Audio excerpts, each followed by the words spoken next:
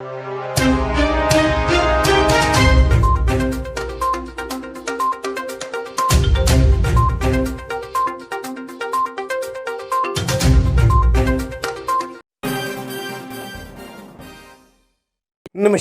इन खबर में आपका स्वागत है।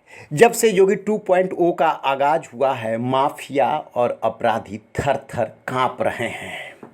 कैराना विधानसभा से 25,000 से अधिक मतों से जीते एसपी एमएलए नाहिद हसन यूं तो गैंगस्टर एक्ट के तहत जेल में हैं, लेकिन उनके रिश्तेदारों पे जैसे ही बाबा का बुलडोजर चला वैसे ही लगे कांपने जेल में।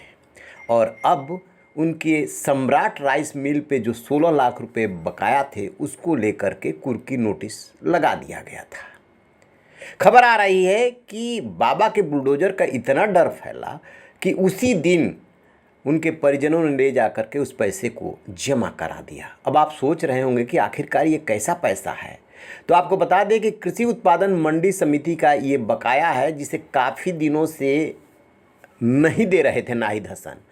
नोटिस दर नोटिस दिया जा रहा था, वो उसे जमा नहीं करा रहे थे। इसी बीच उनके सम्राट राइस मिल पर कुर्की का नोटिस चस्पा हुआ। अब उन्हें ये डर हुआ कि पहले कुर्की होगी, फिर नीलामी हो जाएगी और ये राइस मिल उनके हाथ से निकल जाएगी। भागे भागे परिजन पैसे की व्यवस्था करके उसे जमा कराने पहुँचे और अब जिलाधिकारी जसजीत कौर हैं जो शामली की, उनके मुताबिक पैसा जमा हो गया है और जो कानूनी कार्रवाई है उसके आगे की वो की जा रही है।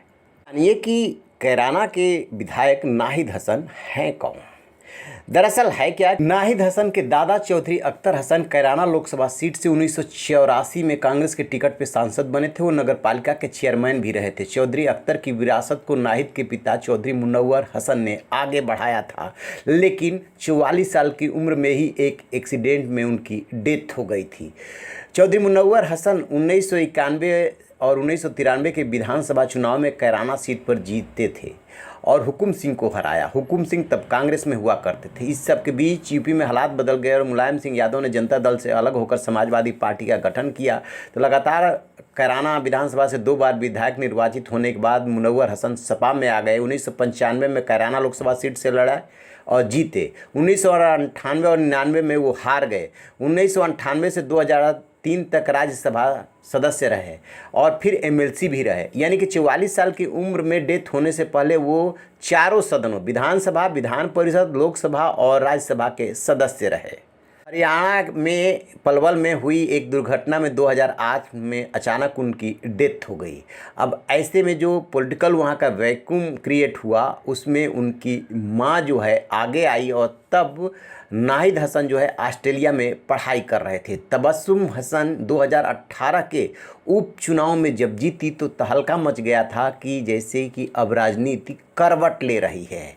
2011 में नाहिद हसन देश लौटे थे और फिर जो है उन्होंने सियासी विरासत को संभाला। अब माँ तबस्सुम के साथ उन्होंने कंधे से कंधा मिला करके काम करना शुरू किया। 2009 के लोकसभा चुनाव में वो बसपा के टिकट पे कैराना से लड़ी थी और 2018 के उपचुनाव में तबस्सुम हसन कैराना सीट से सांसद बनी। नाहिद हसन 2012 में सहारनपुर की गंगोह सीट से बसपा से प्रत्याशी बने थे, लेकिन वो चुनाव हार गए थे। बाद वो 2014 में जो है लोकसभा लड़े, लेकिन हुकुम सिंह से वो ये चुनाव हार गए थे। लगातार 2 चुनाव हारे हैं। 2012 में वो बसपा से उन्हें पहले टिकट दिया गया था, लेकिन बाद में उनका टिकट काट करके और शगुफ्ता खान को दे दिया मायावती ने। फिर वो निर्दलीय चुनाव लड़े थे और पहला चुनाव हारे। फिर 2014 का लोकसभा चुनाव हारे, लेकिन उसके बाद जब उन्होंने जीत का सिलसिला शुरू किया तो फिर पीछे मुड़ करके नहीं देखा और अभी 2017 और 2022 दोनों चुनाव ये जीते। नाहिद हसन जेल में है क्योंकि फरवरी 2021 में कैराना में नाहिद हसन और उनकी मां तबस्सुम बेगम सहित 40 समर्थकों के खिलाफ गैंगस्टर एक्ट के तहत मामला दर्ज किया गया था। और जब वो नामांकन करने जा रहे थे 2022 के चुनाव में, तब उन्हें गिरफ्तार कर लिया गया था और जेल भेज दिया गया था। जेल में रह करके ही उन्होंने ये चुनाव लड़ा और कैराना में हुकुम सिंह की बेटी मृगंका सिंह को उन्होंने हराया। इस तरीके से वो कैराना से तीसरी बार विधायक बने हैं। लेकिन योगी का हंटर चल रहा है, जिसके सामने न सिर्फ नाहिद हसन बल्कि उनका परिवार और समर्थक सब के सब बेबस नज़र आ रहे हैं। रहिए ना बेखबर, देखते रहिए इन खबर। Thank you. इन खबर चैनल को सब्सक्राइब करें और